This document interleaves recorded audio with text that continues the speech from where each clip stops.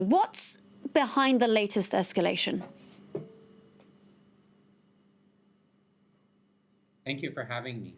Well, the latest escalation really started on Friday. It's interesting that often the news stories pick up the Israeli actions as a response to rocket fire. But really, the current escalation began on Friday when an unarmed protester, a little child, was shot in the head by Israeli snipers while they participated in the Great March of Return protests. That resulted in a retaliation that Hamas and other factions carried out against IDF soldiers just beyond the fence area in the Gaza Strip.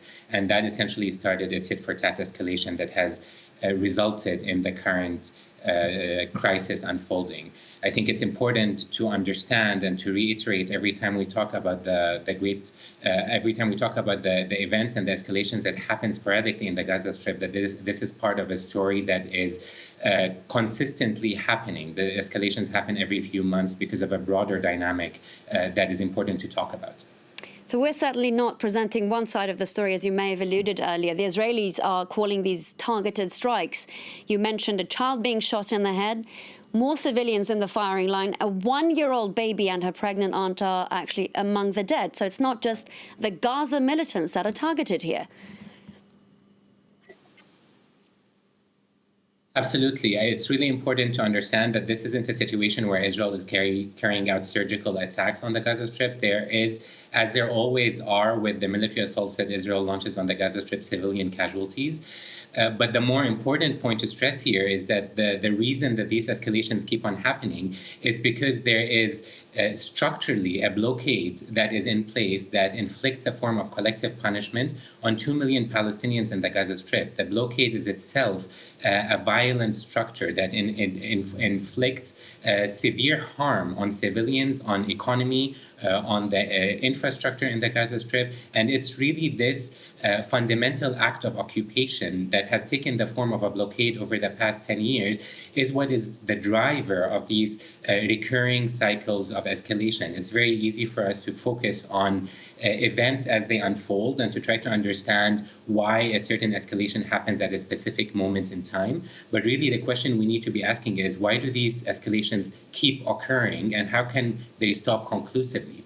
And the only answer for that is to deal with the fact that the Gaza Strip remains under occupation through a stifling blockade that really limits any form of life, any form of quality of life in the Gaza Strip, and the situation is not sustainable. Lastly and briefly, Tareq Baconi, after the last bout of violence in March, we saw international mediation attempts.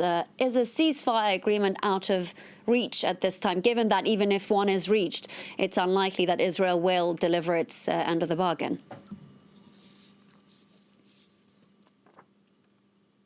So the reality is that there was a ceasefire agreement that was agreed indirectly between Israel and Hamas in November of last year. And that's really the backdrop to this escalation. Israel agreed to start loosening access into the Gaza Strip and start dealing with the economic situation in Gaza to alleviate some of the humanitarian suffering. In return, Hamas had accepted in November that it would start limiting its own attacks against Israel.